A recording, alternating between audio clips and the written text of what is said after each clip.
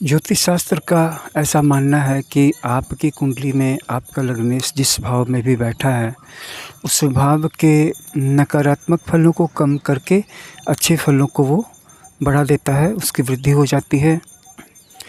हर तरह से वह अच्छा फल देने लगता है क्योंकि लग्नेश के पास एक मैग्नीफाइंग पावर, एनहांसिंग पावर होती है। हर चीज़ को वो अपनी मैजिकल टच से बढ़ा देता है। अगर वो भाग्य भाव में बैठा है तो आपका भाग्य और भी ज़्यादा बढ़ जाएगा। अगर आपका भाग्य पहले से ही अच्छी स्थिति में है, 2 स्थानों में नहीं बैठा है, तो आपका भाग्य काफ़ी ज़्यादा अच्छा हो जाएगा।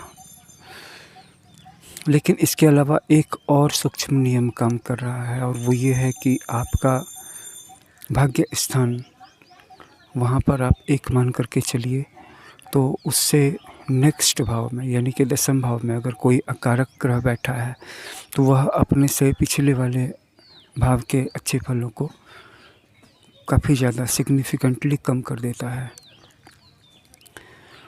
तो एक ग्रह ने अच्छे प्रभावों को बढ़ा दिया और दूसरी तरफ जिस भाव का हम विचार कर रहे हैं, उससे अगले भाव में अच्छे ग्रह नहीं बैठे थे, प्रतिकूल ग्रह बैठे थे।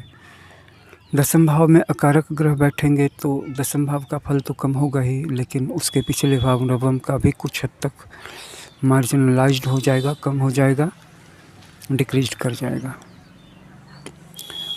इसी तरह के बहुत सारे सूक्ष्म नियम हैं जिसके कारण कि अगर आप सिर्फ एक नियम को मान कर के चलेंगे तो आपको अपने जीवन में पहले वाले नियम के आधार पर फल घटित होते हुए नहीं दिखाई पड़ेंगे। धन भाव भी ऐसा ही है। धन भाव का स्वामी यानी कि द्वितीय जहाँ पर भी बैठेगा, उस भाव के लोगों के द्वारा आपको धन प्राप्त करवाएगा। दूसरा भाव धन देता है, दूसरे भाव का स्वामी भी धन देता है।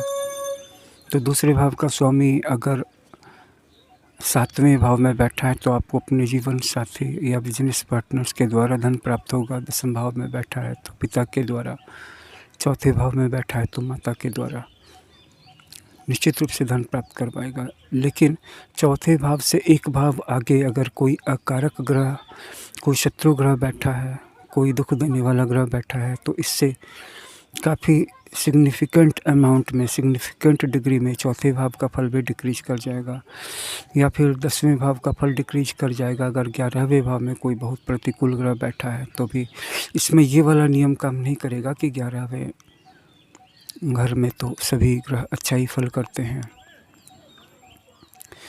हैं, लेकिन वो उस भाव के लिए करते हैं और अपने आप के लिए करते हैं।